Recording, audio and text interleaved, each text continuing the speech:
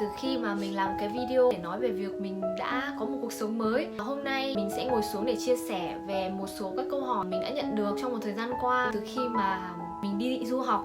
Đã có rất là nhiều bạn, kể cả là bạn mình cũng như là những người mà mình chưa quen bao giờ, inbox cho mình để hỏi về các cái thủ tục để du học. Bên cạnh đó thì mình sẽ chia sẻ một số những cái thông tin mình biết. Những bạn mà có ý định muốn đi du học thì có thể tham khảo. Trước khi mà trả lời các cái câu hỏi mà một số bạn đã hỏi mình, có lẽ là mình sẽ chia sẻ về cái virus corona bùng phát cực kỳ là nhanh, cực kỳ là rộng vào cái thời điểm này ở Ý, cũng như là cái sự phân biệt đối xử đối với người châu Á với cảm nhận của mình khi đang sống ở Ý. Thực sự thì có rất là nhiều bạn bè cũng như là bố mẹ mình cũng đã nhắn tin hỏi mình rất là nhiều về việc là ở Ý như thế nào khi mà mình đang sống ở ngay cái tâm dịch như thế này. Có thể nói là có lẽ là mình sợ bị phân biệt đối xử nhiều hơn là sợ virus. Thực sự là khi mà con virus này nó phát triển ở Ý cũng đã xuất hiện là 2-3 trường hợp, và họ là ở khu gần miền Nam nước Ý ở Roma. Bởi vì mình đang sống ở khu Lombardia thì là miền Bắc nước Ý, thì họ cũng không quan tâm lắm đâu, bởi vì mình cũng không thấy có một cái sự phân biệt đối xử nào quá là, tức là họ cũng có tránh mình nhiều, họ cũng có hơi né mình, nhưng mà cũng không quá là thực sự là nghiêm trọng.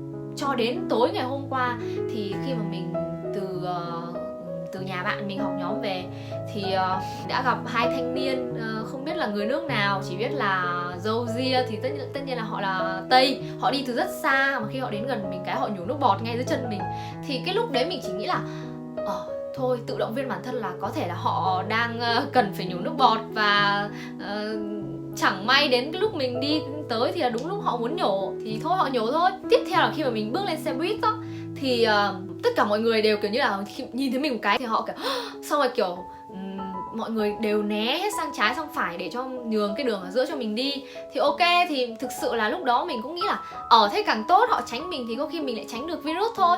Sau đó thì rất là nhiều người trên xe buýt họ gọi điện cho bạn thân hay là gọi điện cho ai đó tôi không biết nữa, và họ nói coronavirus Chinese, thì có nghĩa là Trung Quốc. Tất nhiên là họ không còn biết là mình từ đâu đến, họ chỉ cần nhìn thấy châu Á thì có thể là họ nghĩ là mình là người Trung Quốc thôi. Sáng hôm nay thì mình có đi siêu thị, và khi mà mình đến siêu thị thì tất nhiên là tất cả mọi người đều Chinese, và họ kiểu như họ tránh như tránh tà vậy đó. Thực sự là bản thân mình thì mình cảm thấy khá là buồn. Mà chia sẻ thật thì mình có thể hiểu được cái suy nghĩ của mọi người, là các bạn nước ngoài khi mà cái virus này nó đang rất là bùng phát như vậy, và họ thì không thể phân biệt được là đâu là người nước nào đúng không? Và để kể cả đến mình cũng không thể phân biệt được là họ là người Ý, người Pháp hay là người nước Mỹ, hay kể cả mình cũng không thể phân biệt được. Cho nên là mình cũng có thể thông cảm được.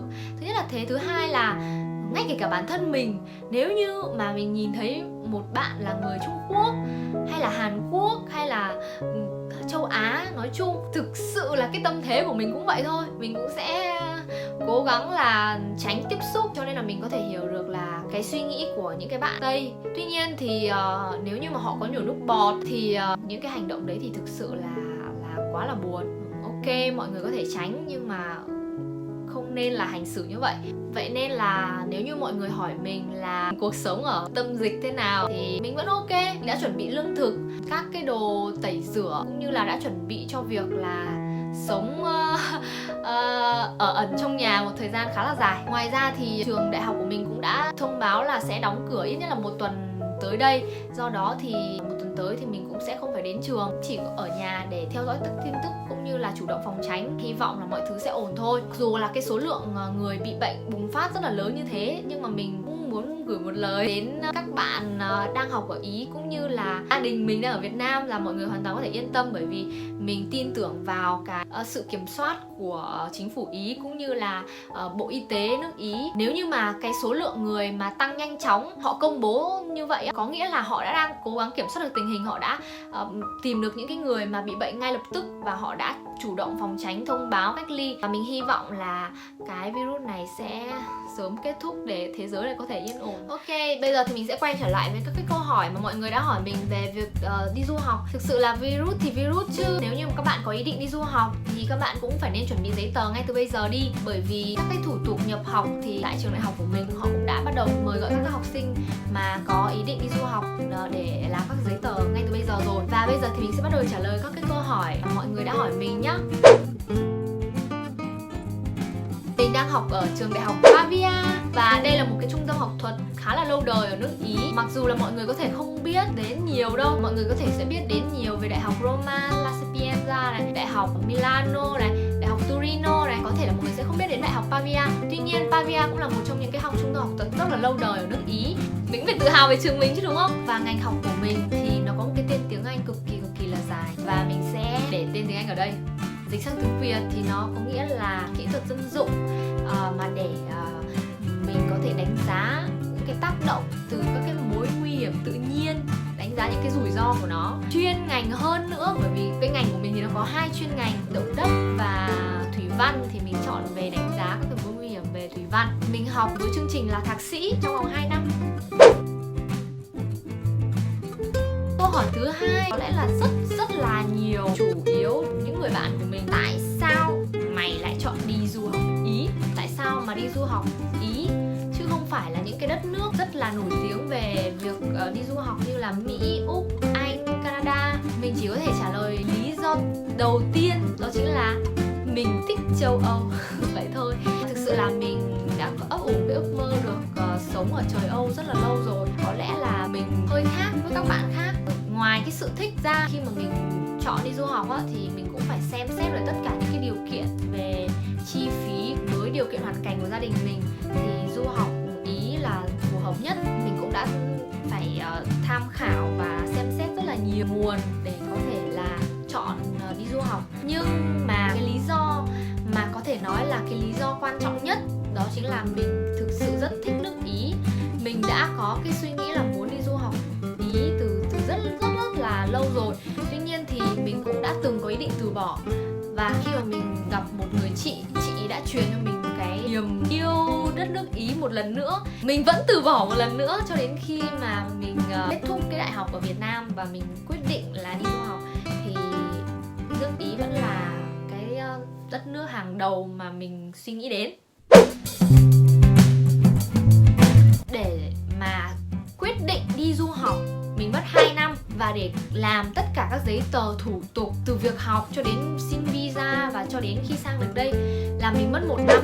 Do vậy nếu như các bạn có ý định muốn đi du học thì các bạn nên tìm hiểu thật kỹ và nên chuẩn bị các cái giấy tờ, bởi vì Ý thì cũng là một trong những cái đất nước rất là lằng nhằng về giấy tờ. Do vậy khi mình quyết định du học Ý thì mình nên suy nghĩ thật là cẩn trọng. Mình làm qua Uni Italy. Ở Uni Italy thì là cái văn phòng mà tại Đại sứ quán Ý ở Việt Nam luôn. Mình cũng được bạn mình giới thiệu một điều mình rất thích làm ở Uni Italy, đó là thứ nhất là chi phí rất là rẻ, thứ hai là họ sẽ hướng dẫn mình các cái cách làm và cũng như là họ sẽ giúp đỡ mình trong cái quá trình xin visa. Những các bạn lười thì hoàn toàn là nộp một cái chi phí rất là lớn ở một cái trung tâm nào đó và sau đó là họ sẽ lo cho mình từ A đến Z, mình chỉ có chờ giấy tờ và đi thôi. Tuy nhiên thì mình không thích cái cách làm đó cho lắm, bởi vì khi mà bạn sang đến Ý rồi thì cũng không ai lo lắng giấy tờ cho bạn cả đâu, và bạn sẽ là người phải làm tất cả các cái thủ tục ở bên Ý này. Do vậy thì nếu mà mình biết cách làm giấy tờ ở Việt Nam thì sang Ý mình sẽ không phải bỡ ngỡ nữa. Nó cũng tùy thuộc vào từng hoàn cảnh, từng cái điều kiện của mỗi bạn. Ví dụ như thì chi phí của mình phải bỏ ra là thứ nhất là chi phí để mình làm ở Uni Italy, chi phí rất là rẻ thôi, không đáng bao nhiêu cả. Tiếp theo là chi phí để làm visa và chi phí để làm các cái giấy tờ thủ tục khác. Có thể nói là rất rẻ. Những cái giấy tờ thủ tục mà mình làm thì cũng chỉ có là đi công chứng giấy tờ, hợp pháp hóa giấy tờ, rồi là mua vé máy bay, tiền dịch sang tiếng Ý, nhưng mà đại khái là chi phí rất là rẻ thôi. Các bạn muốn biết thì có thể inbox cho mình. Và bao lâu thì có giấy tờ thì nó cũng phụ thuộc vào cái điều kiện hoàn cảnh của bạn. Ví dụ như nhà mình thì có một chút lằng nhằng, tại vì chị mình thì đang sinh sống và làm việc ở Singapore, nên là khi mà giấy tờ bà ấy chuyển về cho mình nó cũng mất khá là nhiều thời gian. Do vậy thì để mà hỏi về chi phí và bao lâu thì cái này còn tùy vào từng cái điều kiện của các bạn nữa. Để học tập thì thứ nhất là mình có xin được học bổng, mình không mất học phí. Các trường khác thì mình cũng không rõ lắm, nhưng với trường của mình thì chi phí đối với sinh viên Việt Nam chỉ có 400. Ngoài ra chi phí ăn ở thì cái này thì cũng phải tùy vào từng vùng và tùy vào từng thành phố. Nếu như mà trường bạn chọn là một cái thành phố như Roma hay là Milan thì tất nhiên là chi phí sẽ rất là đắt đỏ. Mình cũng muốn dành một lời khuyên đến những bạn mà đang có ý định đi du học Ý, thì bạn có thể tự làm giấy tờ để mình có thể du học được. Nếu như các bạn mà theo sát từng các bước làm á, thì các bạn hoàn toàn có thể tự apply để đi du học luôn mà không cần phải nhờ vào các cái trung tâm hỗ trợ. Mình thì mặc dù mình cũng muốn chủ động làm nhưng mình cũng vẫn còn ba ngơ và mình không biết được là những cái bước làm đó như thế nào, thì mình đã qua trung tâm Uni Italy. Để mà xác định đi du học thì các bạn phải xác định được là mình phải chủ động trước, từ các cái thông tin về trường đại học cho đến các cái thông tin giấy tờ cho đến những cái thủ tục làm, các bạn phải hoàn toàn tự tìm hiểu. Nếu không mình có làm qua trung tâm thì mình cũng không bị lừa hay gì đó, đúng không? Bởi vì mình đã có tìm hiểu trước rồi. Ngoài ra thì mình cũng nên cân nhắc xem là chi phí từ gia đình sẽ cấp cho mình là bao nhiêu để mình chủ động là chi những cái khoản như thế nào. Do vậy là khi các bạn đã quyết tâm và muốn đi du học thì lời khuyên là phải tìm hiểu thật kỹ. Mình sẽ kết thúc video của mình tại đây. Và nếu như có bạn nào muốn biết về thủ tục, các cái giấy tờ khi mà mình sang Ý mình phải làm những gì, thì mình sẽ để link ở đây để mọi người có thể xem trước đó mình đã làm gì. Chào mọi người!